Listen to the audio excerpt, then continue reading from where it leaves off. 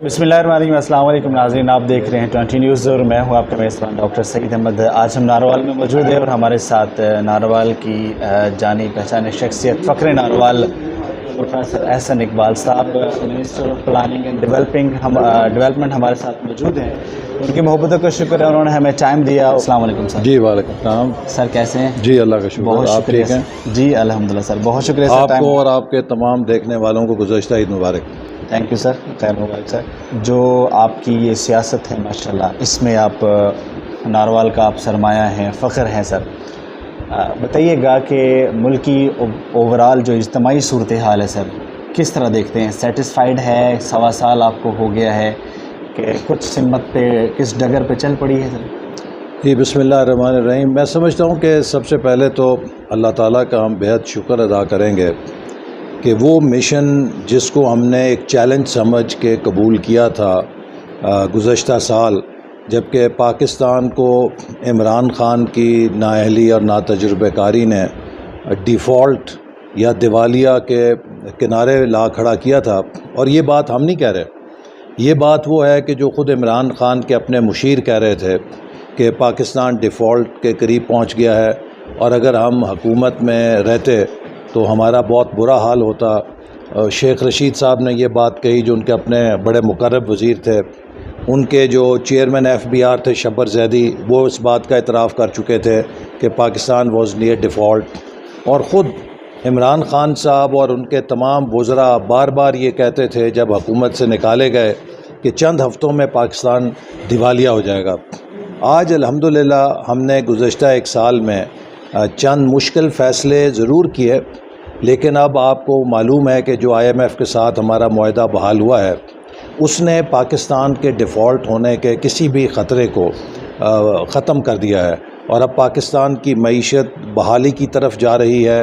बैनुल-अक़वामी सरमायाकार और जो बैनुल-अक़वामी मालियाती इदारे हैं वो भी अब पाकिस्तान पर एतमाद करना शुरू कर रहे हैं और यही उसी का एक अलामत है कि IMF का मुआहदा दोबारा हो गया है, बहाल हो गया है और इससे एक बहाली का सफ़र शुरू होगा। ये सफ़र मुश्किल है लेकिन नामुमकिन नहीं। हमने न सिर्फ ये कि पाकिस्तान को इन मसाइल से निकालना है, बल्कि दोबारा उसी रफ्तार पे लाना है जहां 2018 में हमने मुल्क की मईशत छोड़ी थी, जबकि मुल्क में महंगाई नाम की कोई चीज़ नहीं थी। मुल्क तेज़ी से तरक्की कर रहा था।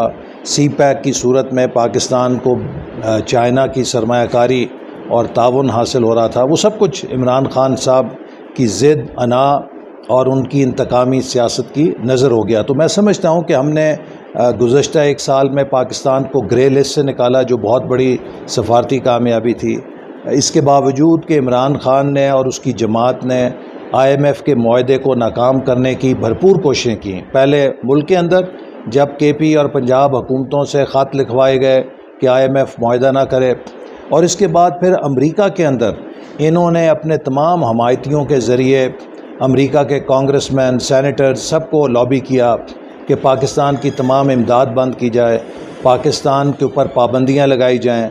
IMF को इन्होंने दबाव देने की कोशिश की कि वो पाकिस्तान के साथ प्रोग्राम ख़त्म कर दे, लेकिन अल्हम्दुलिल्लाह वो सब साजिशें नाकाम हुई और अब पाकिस्तान दोबारा बहाली की तरफ गामज़न है। चलें सर, अल्लाह खैर करे, अल्लाह ताला मज़ीद कामयाबी दे, इस्तेहकाम दे हमारे मुल्क को। सर, जैसे आपने IMF का जिक्र किया है, वो कह लें कि कुफर टूटा खुदा खुदा करके इसहाक़ डार साहब की, शब रोज़ की, उनकी टीम की, आप सब की जो है ना मुश्तरका काविशों से IMF जो का मंसूबा जो है ना वो कामयाब हो गया अल्हम्दुलिल्लाह। सर, उससे ओवरऑल कोई गुरबत और जो गरीब आवाम है हमारी जो पिस रही है, आप भी बारहा इकरार कर चुके हैं, समझते भी हैं, फ़िक्र भी करते हैं क्योंकि आप ऐसे इलाका से हैं, तो गरीब आवाम के लिए कोई रिलीफ होगा सर? जी देखिए, सबसे बड़ी बात यह है कि जब IMF के साथ हमारा मुआहदा बहाल हुआ है, इसका सबसे पहला असर पाकिस्तानी रुपए के इस्तेहकाम पे पड़ेगा।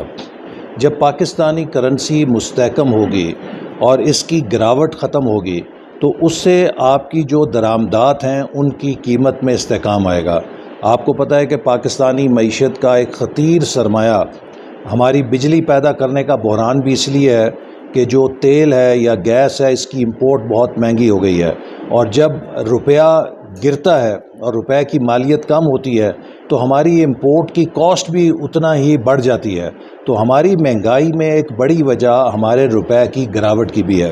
تو جب روپے کی گراوٹ ختم ہوگی، قیمتیں مستحکم ہوں گی اور قدر روپے کی قیمت مضبوط ہوگی تو اس سے انفلیشن کو قابو پانے میں مدد ملے گی. جب انفلیشن قابو میں آئے گی تو جو پالیسی ریٹ اس وقت تقریباً 22% پہ چلا گیا ہے اسے بھی کم کرنے میں مدد ملے گی. تو جب پالیسی ریٹ کم ہوگا اور روپیہ مستحکم ہوگا تو بلا شبہ اس کا براہ راست اثر قیمتوں کے استحکام پر آئے گا اور ہم مہنگائی کو رفتہ رفتہ قابو کرنے میں کامیاب ہو جائیں گے. سر الیکشن جو ہے اکتوبر نومبر تیاری ہے، امن و امان کی. پچھلے دن دیکھا جیسے پروونشل اسمبلیز کے معاملات تھے، امن و امان کی صورتحال تھی، بجٹ کا ایشو تھا. اس دفعہ گورنمنٹ تیار ہے فلی؟ جی بالکل، الحمدللہ. ہم تو پہلے دن سے ہمارا یہ موقف تھا، جس دن سے ہم نے حکومت سنبھالی ہے ہم نے یہی کہا تھا کہ الیکشن جو ہیں وہ آئینی مدت اسمبلیوں کی مکمل ہونے کے بعد ہوں گے اور لہٰذا اکتوبر اور نومبر کے درمیان الیکشن کمیشن انتخابات کا اعلان کرے گا اور ہم سب تیار ہیں انتخابات کے لیے. اور مجھے یقین ہے کہ پاکستان کے عوام مسلم لیگ نون پر دوبارہ اعتماد بھرپور کریں گے اور ہمیں اتنی طاقت دیں گے کہ ہم مضبوطی کے ساتھ پاکستان کی معیشت کو دوبارہ مستحکم کر سکیں. پاکستان کو اس گرداب سے نکالنے کے لیے ایک مستحکم مینڈیٹ کی ضرورت ہے اور مجھے امید ہے کہ پاکستان کے عوام اب دیکھ چکے ہیں تمام جماعتوں کو اور انہیں معلوم ہے کہ مسلم لیگ نون ہی واحد جماعت ہے جس کے پاس ترقی کا ایجنڈا ہے، ترقی کا منصوبہ ہے. آپ نارووال کی مثال لے لیجئے، 4 سالوں میں ایک اینٹ نہیں لگی، لیکن ان تمام معاشی مشکلات کے باوجود آج نارووال میں آپ کو ترقی کا عمل بحال ہوتا نظر آ رہا ہے، پورے ملک کے اندر بحال ہوتا نظر آ رہا ہے. تو یہ ایک علامت ہے کہ ہمارے پاس ایک ترقی کا ایجنڈا ہے، ترقی کا پروگرام ہے اور ہم جب بھی آتے ہیں تو ملک کی اصلاحات کے لیے، ملک کی معیشت کو مستحکم کرنے کے لیے، امن کو مستحکم کرنے کے لیے پالیسیز بناتے ہیں جس کا فائدہ براہ راست پاکستان کے عوام کو پہنچتا ہے. سر آپ کے حلقے سے کویشچن لے لیتے ہیں. حلقے میں سر ماشاءاللہ آپ کا کام، تعلیم ہو، صحت ہو، روڈز ہو، کنسٹرکشن ہو، جتنے بھی پروگریسو جو کام ادھر ہو رہے ہیں اور دیکھا ہے پچھلے دنوں کے اسپورٹ سٹی جو اجڑ گیا تھا ایک میں جس میں بڑی بڑی گھاس کھڑی ہوئی تھی تو اس کو بھی آپ نے آباد کیا ہے. وہ جو گزشتہ جو رہ گئے 2017 سے لے کر اب تک کے جو معاملات تھے اور اب آپ نے پھر ایک ناروال کے لیے کوشش کی ہے، گراؤنڈ جو ہے نا وہ آباد ہو گئے ہیں.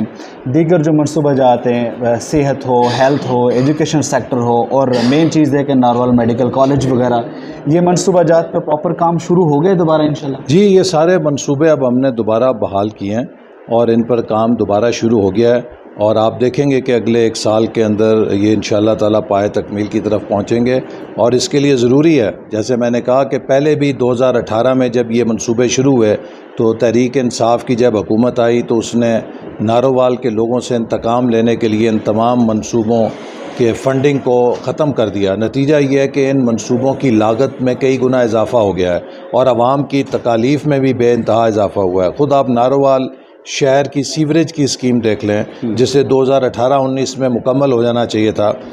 نہ صرف یہ کہ اس کی قیمت اور لاگت میں کئی گنا اضافہ ہوا ہے بلکہ پچھلے 4-5 سال اس کے مکمل نہ ہونے سے شہریوں کو شدید دشواریوں کا سامنا کرنا پڑا. اسی طرح جو سیالکوٹ موٹر وے سے ہماری لنک روڈ ہے، اس پر 2018 میں وزیر اعظم شاہد خاقان عباسی اس کا افتتاح کر گئے تھے، سنگ بنیاد رکھ گئے تھے، لیکن جو ہی حکومت تبدیل ہوئی تو اس کو بھی روک دیا گیا اور آج جب اس کو ہم دوبارہ بحال کر رہے ہیں تو اس کی قیمت میں دگنے سے زیادہ اضافہ ہو چکا ہے. تو یہ نقصان ہوتا ہے جب ڈسکنٹینیوٹی آتی ہے، جب تسلسل نہیں رہتا.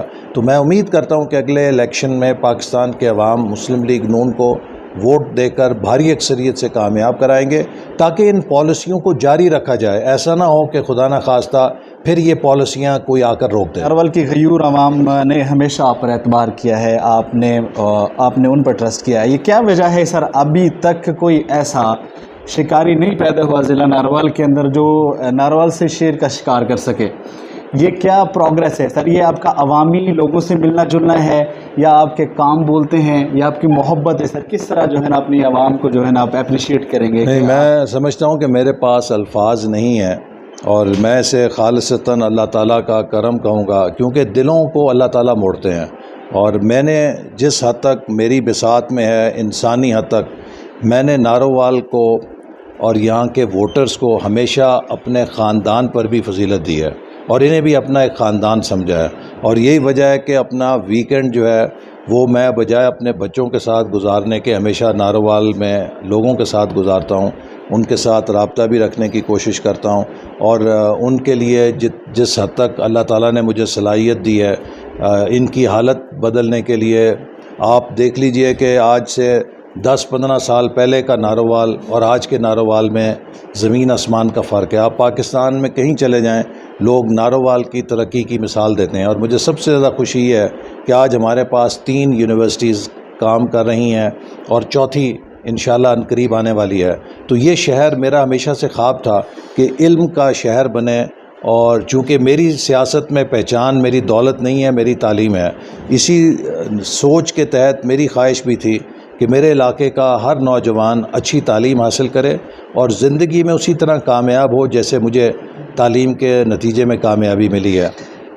سر اس میں یہ بالکل درست فرمایا آپ نے، آپ اور آپ کی ٹیم کا سر زبردست کام ہے۔ سر ایک آخری کوشچن میں آپ سے کرنا چاہوں گا کہ یہ نیو لاہور روڈ اور سوئی گیس کے منصوبہ جات دیگر ٹاؤنز کے لیے جو جا رہے ہیں سر، ان کے اناگریشنز بھی ہو گئی ہیں، ایسا تو نہیں ہوگا کہ بعض اوقات پروونشل فنڈز کا ایشو ہوتا ہے یا فیڈرل کی طرف سے ایشو ہوتا ہے، اس دفعہ یہ پایہ تکمیل تک پہنچیں گے؟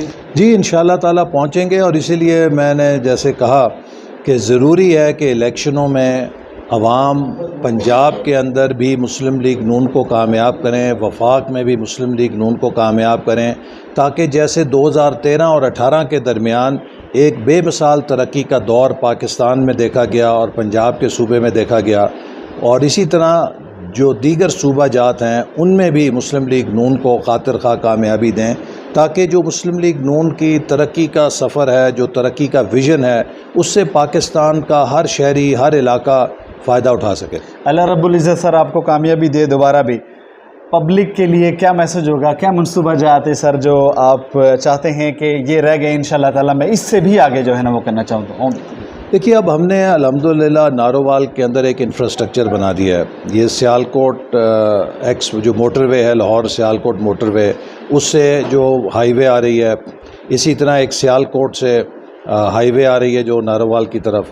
اب اس سے ہوگا یہ کہ نارووال جو ہے یہ سیالکوٹ اور لاہور کے ساتھ اٹیچ ہو جائے گا، اور مجھے امید ہے کہ اب اگلا چیلنج یہ ہے کہ ہم نارووال کے اندر کس قدر تیزی کے ساتھ انڈسٹریلائزیشن کو دیکھیں، اور جب یہاں پر انڈسٹریلائزیشن ہوگی تو روزگار پیدا ہوگا، نوجوانوں کو بہتر مواقع ملیں گے، اور میں سمجھتا ہوں کہ اس کے ساتھ ساتھ ہم کوشش کر رہے ہیں کہ یہاں کے نوجوانوں کو ڈیجیٹل تعلیم اور سکلز کے ساتھ اس انقلاب کے لیے تیار کریں جو پوری دنیا میں آ رہا ہے۔ آج پاکستان کے نوجوانوں کے لیے سب سے بڑی اپرچونٹی آئی ٹی کے اندر ہے، اور ہم ایک ڈیجیٹل نارووال پروجیکٹ کے ذریعے نارووال کے نوجوانوں کو ڈیجیٹل سکلز دینے کا ایک بڑا انیشیٹو شروع کر رہے ہیں، جس سے مجھے امید ہے کہ بہت سارے نوجوان اور ہماری خاص طور پہ بچیاں گھر بیٹھے ہی ایک معقول آمدن حاصل کر سکیں گے۔ جی تو ناظرین، پروفیسر احسن اقبال صاحب گفتگو کر رہے تھے ہم سے، ماشاءاللہ ان سے ہم نے کویشچنز کیے ہیں ملکی لیول پہ بھی اور ان کے حلقہ سے متعلق بھی، اور وہ کانفیڈنٹ ہیں کہ الحمدللہ نارووال کی غیور عوام مجھ پر ہمیشہ سے اعتبار کرتی رہی ہے، اعتماد کرتی رہی ہے، تو آئندہ بھی انشاءاللہ تعالیٰ نارووال کی عوام کو تمام تر معاملات، تعلیم ہو، صحت ہو، کسی بھی لیول پہ جو ہے نا وہ مایوس نہیں کریں گے۔ جی